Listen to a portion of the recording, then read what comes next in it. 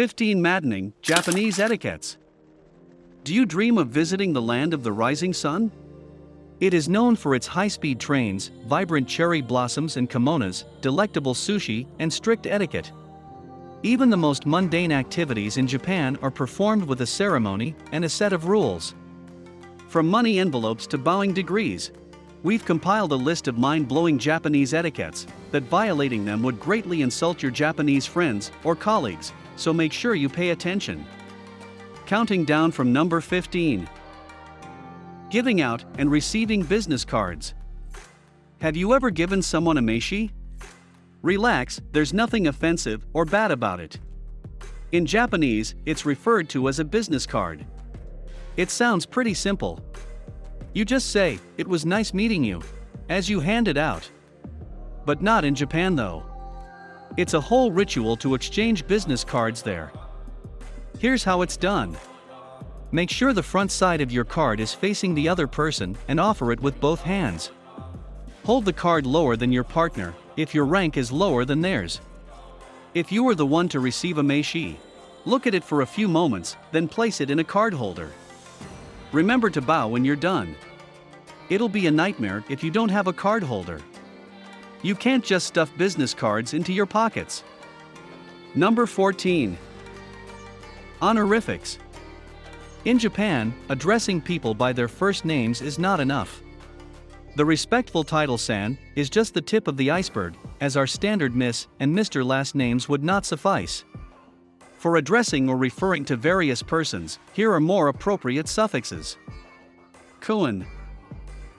This honorific is less formal than the neutral "san." It roughly translates to friend. Chan. People use this diminutive suffix for kids, female family members, spouses, and close friends. Sama. This suffix is the most polite, and was used to refer to lords and deities. These days, it's only often used to convey sarcasm.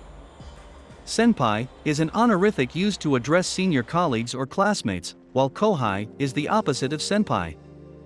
Sensei. You're probably familiar with this one. It's used to refer to educators, doctors, scientists, politicians, and other people in positions of authority. She is used in formal writing, and to refer to someone who is unknown to the speaker. Usually someone who the speaker has only heard of through publications, but has never met. If you want to avoid any drama, be sure not to mix this one up with Chan. Number 13. Timeliness. To the Japanese, punctuality is extremely important. There are clocks everywhere, including parks, restaurants, and even several billboards. The railway company will make an announcement with their heartfelt apologies, even if a train is only 1 minute late. A bullet high-speed train driver is not allowed to deviate from the schedule by more than 15 seconds. So if you have a meeting planned with your Japanese colleagues, whether it's in person or online, don't be surprised if they start contacting you, asking if everything is okay when you're late for 1 minute.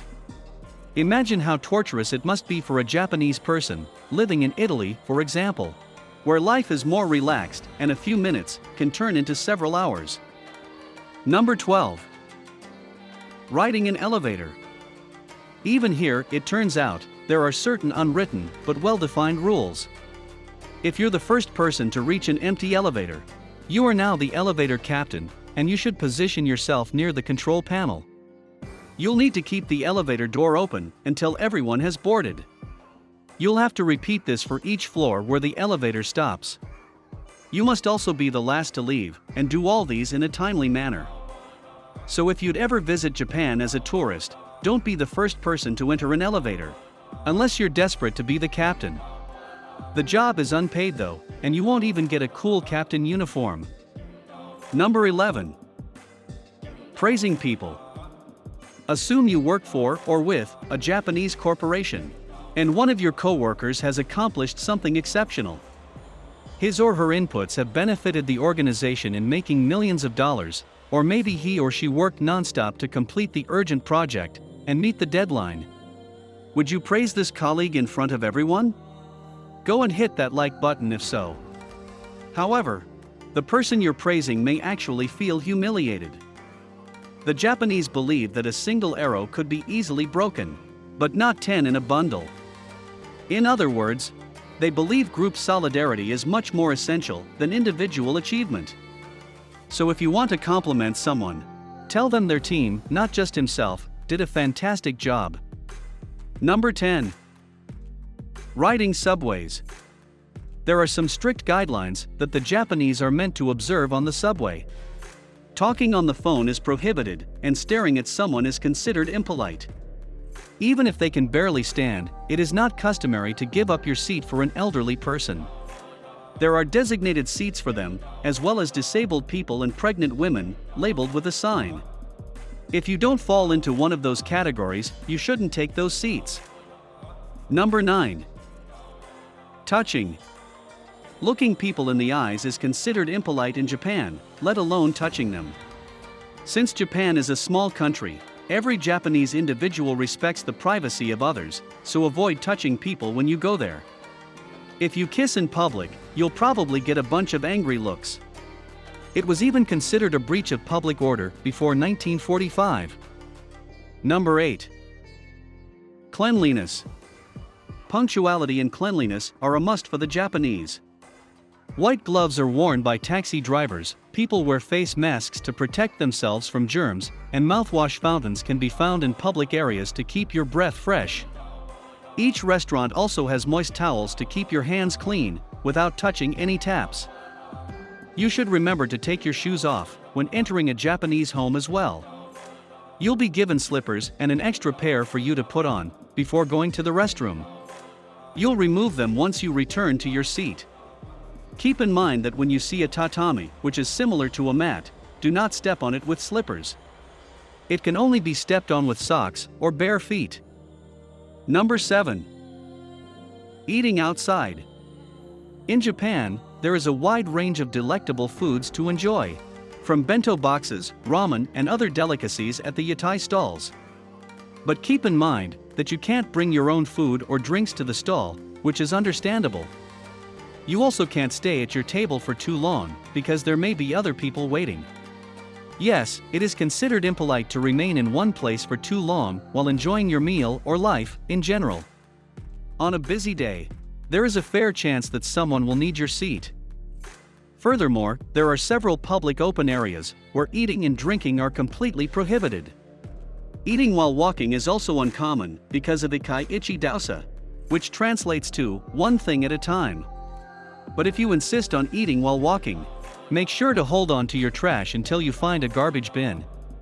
Many tourists fail to do so and litter all over the country, which is frowned upon by the Japanese.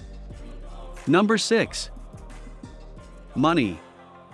While most people like to brag about having money, the Japanese feel the opposite. They are afraid to show it in public for some reason. As a result, traditional money envelopes are still very common in this country. If you don't have one, you'll have to cover the money with a sheet of paper before handing it over to someone. Of course, you don't have to do so in grocery stores, but you shouldn't directly hand the money to the cashier. Just place your payment in the cash tray, out of respect for their personal space. Number 5. Drinking alcohol. When the Japanese drink, the social hierarchy disappears. A local professor can have a drink with his students and then be dragged home by them after. An excellent clerk by day can get wasted at a karaoke bar and vomit on his suit. And this is completely natural. Remarkably, once they've all calmed down, they'll act as though nothing happened. What happens in the drinking session stays in the drinking session. Number 4.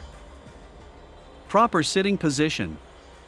Seiza refers to the act of folding one's legs underneath one's thigh, and is the only way the Japanese sit on the floor. They are at ease sitting in Seiza style, as if in an armchair. If you aren't used to it, your feet can go numb in a matter of minutes.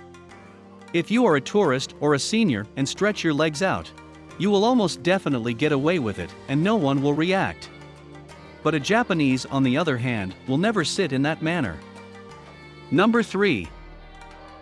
The art of bowing.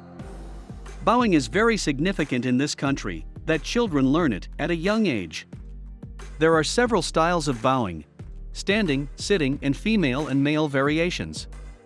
Here are a few examples. The greeting bow or eshaku is generally performed with a slight inclination of about 15 degrees and is used for people of similar sectors or social standing. The respectful bow, or kei, is the next form of bow that is about 30 degrees. It's widely used in business situations, like greeting new business partners or clients, or to show respect to someone in a senior authority. The deeply reverent bow or saikei is characterized by an even deeper inclination of one's upper body than kei, typically somewhere from 45 degrees to 70 degrees. It's used if you need to apologize to or see the emperor. Foreigners are not forced to bow, but if you do, the Japanese will be grateful. Number 2. Giving presents. The tradition of giving gifts is very common in Japan, and there are 2 different gift-giving seasons each year. In the summer, Ochujin, and in the winter, Osibo. It is typical in many countries to open a gift right away, but it's a representation of greed and impatience in Japan. What if the gift giver is shy about their simple gift, and sees the dissatisfaction creeping over your face upon opening the present? Do you think flowers are a good gift, by the way? If you want to send someone flowers in Japan, you must be very cautious. Any white flowers, including lilies, lotus blossoms, and chameleons, are considered funeral flowers. Because of superstitions, potted plants would also not be appreciated. Anything in a group of 4 is considered unlucky, and the number 9 is bad luck as well. There are so many things to keep in mind in order to avoid embarrassment. And lastly, number 1. Leaving an establishment. A customer or business associate is regarded as if he or she were a god and is treated with great respect in Japan. When they leave, the whole organization follows them to the front door or elevator and bow until the door is shut. It's quite inconvenient if this occurs in a business center, with far too many customers crammed into elevators at the same time. Furthermore, international customers may feel humiliated.